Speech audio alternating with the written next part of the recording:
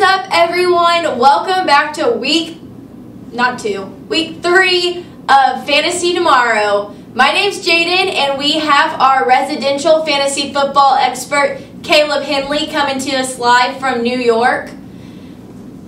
It is New. What's up, everybody? I was going to say the name of the town, and I was like, I cannot pronounce it right, so I'm just going to say New York. That's fine. People don't need to know exactly where I live. Yeah, I was just like, yeah, we'll stick with that. Going off of how we did things last week, everyone seemed to like kind of the broken down videos a little bit more than one long video. So we are going to be doing the same thing, except for breaking it down a little less. So in this video, we are going to be talking about waiver wires and trades and targets, which Caleb has all the good information for us about. And pretty much going with that, I guess we can go on ahead and dive into this week. So, Caleb, how was week 2 of fantasy football for you? Week 2 was good. There was a lot of craziness that happened, and I think the overarching story for the week was injuries, which obviously you can check out our injury video on the same channel, and you can get all the updates then, but that obviously also dictates a lot of what we're going to try to do with our waivers and with our trade targets. So we'll definitely get to talk about some of that and what we can do to fix our rosters if it's been struck by the injury plague. Okay. Well, I just want to point out, since during our first video, which I don't know if we've posted that one on our page or not, so if we haven't, we might put it up as a little blooper because it was for drafts. But during our first video, Caleb was telling me how much I just shouldn't want kickers and not to do kickers and stuff, which I love kickers, especially Harrison Butker. I shouted him out in that first video, and I have it to prove it. And he came through for us this week. I don't know if you guys watched the game, but 3 50-plus field goals to win.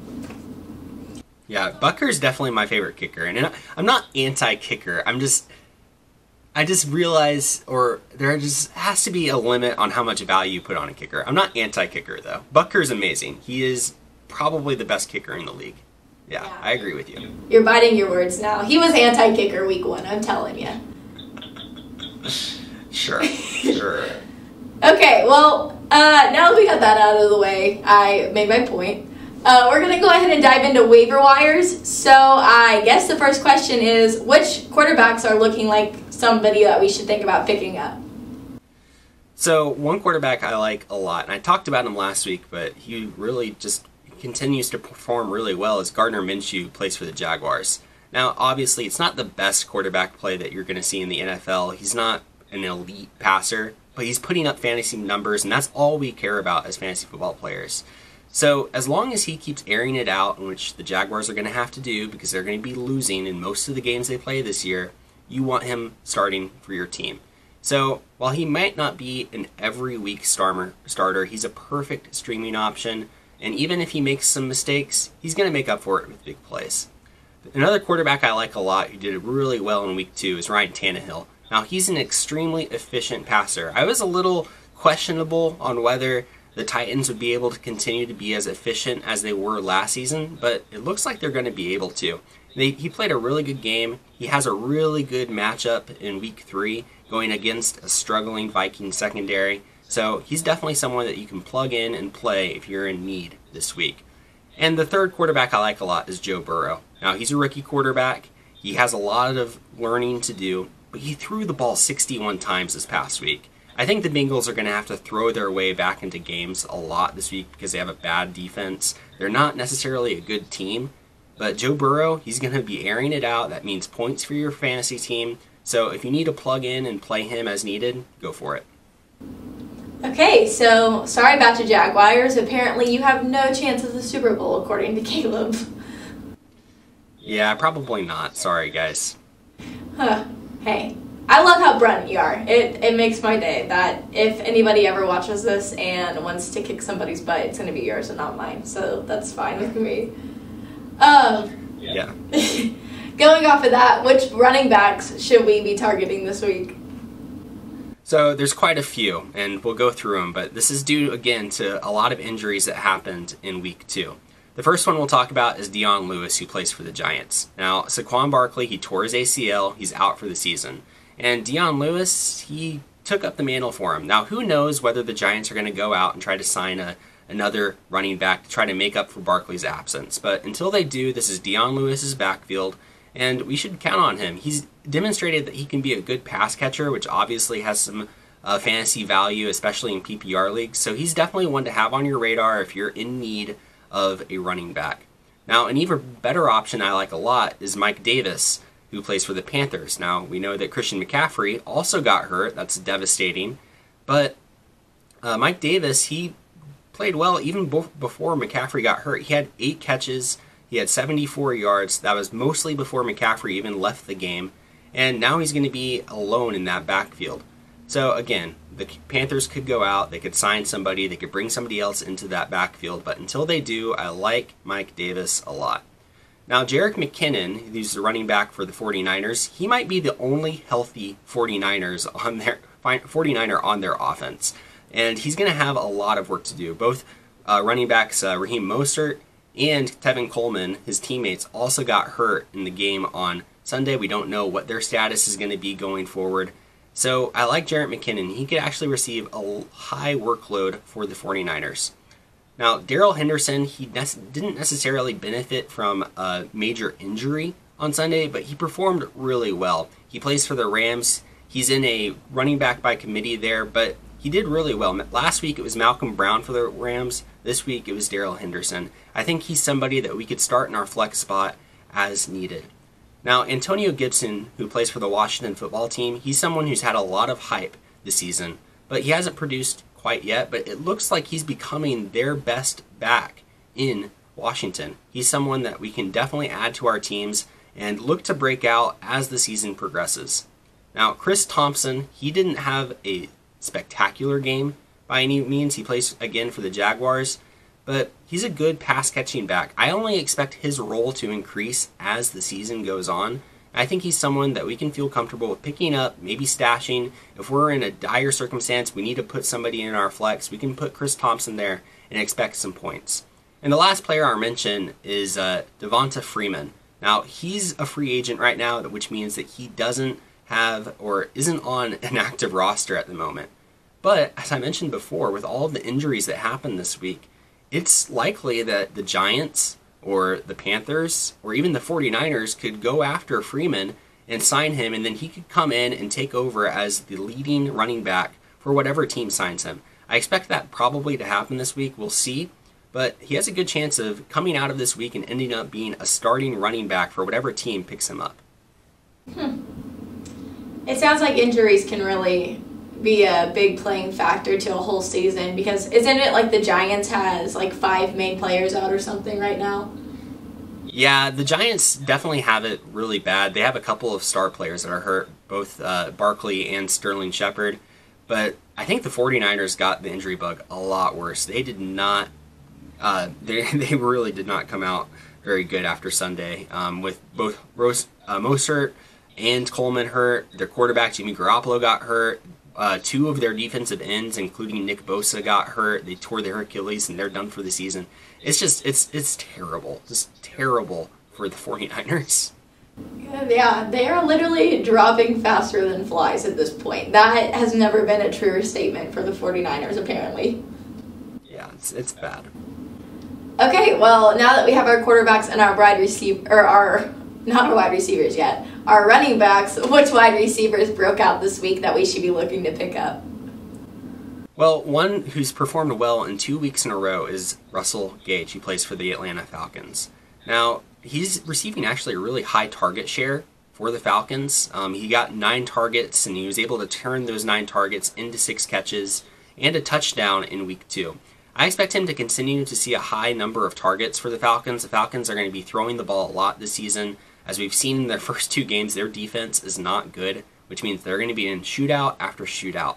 So expect the Falcons to throw the ball a lot and for Gage to be a trusted asset that we can play as a wide receiver 3 or a flex option. Another rising wide receiver I like is N'Keal Harry for the Patriots. Now, he demonstrated to have some good chemistry with new quarterback Cam Newton over the weekend, and he's seeing a rising target share. And as a second-year wide receiver, I expect him to continue to progress and for him to break out slowly as we progress through the season. David Moore for Seattle. Now, he's not a huge name, and he's someone who's had some hype in the past but has never really delivered on the hype. But I expect that he's going to have some value this year. Russell Wilson looks like he's having an MVP caliber season. And if he keeps it up, just about any Seahawks receiver is going to be valuable. So I want David Moore just because he's attached to that high caliber offense in Seattle, and he could really start in a pinch for us if we need him to. Another player I like a lot who's emerging is rookie wide receiver Chase Claypool for the Pittsburgh Steelers. He had a beautiful 84-yard touchdown in week 2, and I expect him to be a home run hitter for your fantasy team if you need to start him. He could be someone that could absolutely win you your week if you were to start him in your lineup. I might be crazy, but I don't think home runs are supposed to go in football, but... Yeah, I guess that is true. Maybe not a literal home run, but maybe more of a figurative one. Okay, I get what you're saying. Is there any tight ends that we should pick up this week? So yeah, tight ends actually had a really good week this week, and there are 3 who aren't owned in most leagues that I think you should go after and get, especially if you have someone like Rob Gronkowski, who has not performed as he should. You can go and pick up one of these tight ends on your waivers and do pretty well.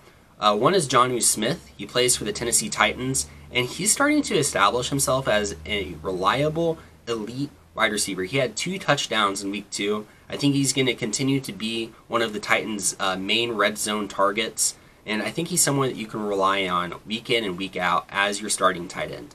Mike Gesicki for the Miami Dolphins has also emerged as a rising tight end. He had 11 targets in week 2. And when we're looking at pass catchers in fantasy football, we're chasing those targets. So anytime someone's getting double-digit targets in a game, that's someone that we want to have on our team. So Mike Gesicki, he's available in I think over half of leagues just on ESPN. Go get him, and he will be a good tight end for your team. And the last one I like a lot is Dalton Schultz for the Dallas Cowboys. Now, he's taking over for the injured Blake Jarwin. He was somebody that was hyped up a lot in the preseason, but he ended up getting hurt. He's out for the season. But Dalton Schultz has risen up, and he's been really good. He broke out in week 2, and I expect him to be a really good tight end option on a really good offense as the season continues. Okay. I'm not going to lie to you. You said John, and then I missed his last name, but it sounded like Schmidt, and it made me just start singing the song, John Jacob Jingleheimer Schmidt, and it was literally just going on repeat in my head that whole time you were talking, and I was like, I'm trying to listen, but I can't get it out of my head. Yeah, that's a catchy one. But yeah, Jonnu Smith, he's a good one to have. Awesome. So I guess now that we have all of our offenses, all of our members of offense, are there any defense wow, okay. I'm a little bit of a scatterbrain apparently. Are there any defenses that we should be picking up in week 3? So yeah, there's 2 defenses I really like to stream for this week. One is the Colts. They had a great week in week 2. They were able to severely limit the Minnesota Vikings, who just couldn't get anything going. And in week 3, the Colts get to play the New York Jets, and we all know how much I hate the New York Jets. And it's not that I hate them so much as I just know that they are not a good team. They have established themselves as the worst team in the NFL. They are not good. They were limited in a game where they were playing basically against the 49ers backups and weren't able to get anything going. I think the Colts are going to have no problem in extremely limiting the New York Jets offense. They should score you plenty of points as your defense this week. And the other one I want to stream this week is the Los Angeles Chargers. Now, the Chargers did a really good job of limiting the Chiefs offense for most of that game against Kansas City. And they really do. They have an underrated defense. They are really, really good. And this week they get to go against the Panthers, who are missing Christian McCaffrey, their best weapon. So I think that the Chargers are going to have a really good game. They're going to do really well at limiting the Panthers and their that whole offense as a whole. I think that the Chargers are set to be a potential week winner in your defensive slot. Okay, no matter what Caleb says, he hates the Jets. Don't let him sugarcoat it. He hates him. There's no way around it. Yeah, I mean, I don't know. It's not even a rivalry team for the Chiefs. It's more of a just, I can't stand watching incompetence on an NFL level, and that's what it is. It is a pure hatred of incompetence. There it is. Exactly. Exactly. Okay, well, now that we know who we should be looking to pick up on a waiver wire, why don't we go ahead and dive into our trades and targets? Who are some players that had down weeks this week that we should be targeting for week 3? So there's been a few big name players that you've probably had some high hopes for, but who we can probably get pretty cheap because they just have not performed as well as they should have. The first one is Derrick Henry for the Titans. Now, Derrick Henry has had a below average first couple of weeks for the Titans. So his value is probably about as low as it's ever going to get because he's going to turn around and he's going to have a good rest of the season. We all know that Derrick Henry is a beast. So if his owner is frustrated with him and is down on him right now, you should take advantage of that. Go out there and buy low on Derrick Henry. Another player you should buy low on is Allen Robinson. Now, Robinson has not had a good first 2 weeks of the season. And a lot of that is due to the inconsistent quarterback play of Mitchell Trubisky. Trubisky keeps targeting Robinson a lot, but is throwing the ball nowhere near Robinson. And that's, of course, hurting Robinson's play. But Robinson has been able to produce with Trubisky as the starting quarterback before. And we have reason to suspect that Robinson's going to turn it around and he's going to continue to produce at a wide receiver 1 level for the rest of the season. Another wide receiver that severely disappointed in week 2 was Will Fuller. Now, I loved Will Fuller in week 1 and he had a great week 1, but in week 2 he was terrible. He didn't score any points at all in week 2. So, obviously not good. His owner is probably really frustrated with that performance. Anytime that you see a goose egg in your fantasy lineup, you just, it kills you. So take advantage of that. Will Fuller is is a potential wide receiver 1 if he's on the right page with Deshaun Watson. I think that he's going to turn it around for the rest of the season. He's someone that you want on your team as long as he's healthy and as long as he's playing. He's really good. Take advantage of this weird anomaly that happened in week 2. And then the last one that I want you to target is Adam Thielen. He had a bad week 2 as well. He only was able to catch 3 passes on 8 targets.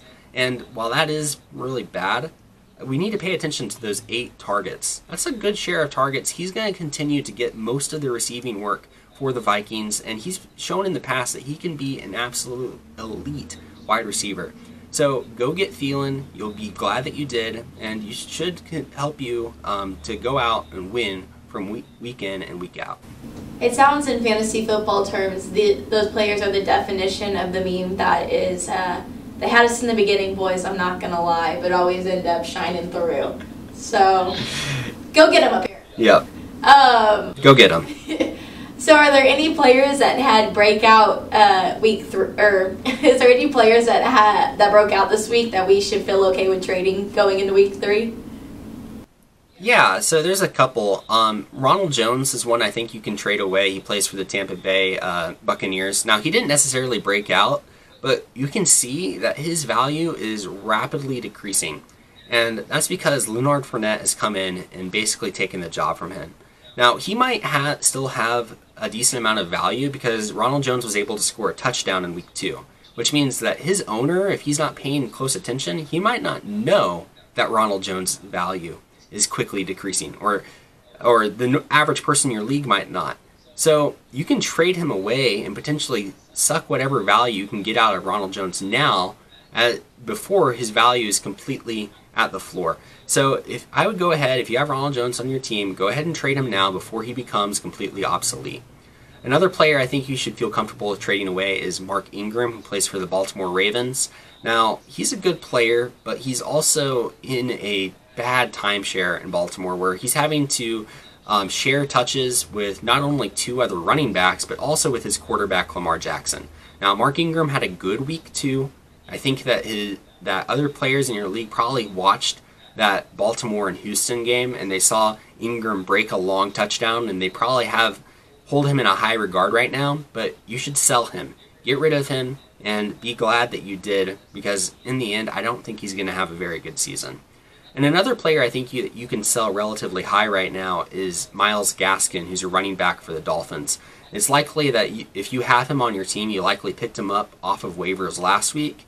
And he performed well again this week, but he's not stellar. He's stuck in a really bad timeshare. It's kind of a three-headed monster in that backfield. And all of those players, whether it's Jordan Howard, Matt Breida, or Gaskins, they're all getting around the same touches each and every week. And I expect that to continue. And that's the type of running back I just don't want to have on my team, because then I just never know when I can actually comfortably play him. So get rid of him while his value is relatively high, and maybe you can get something somewhat good for him.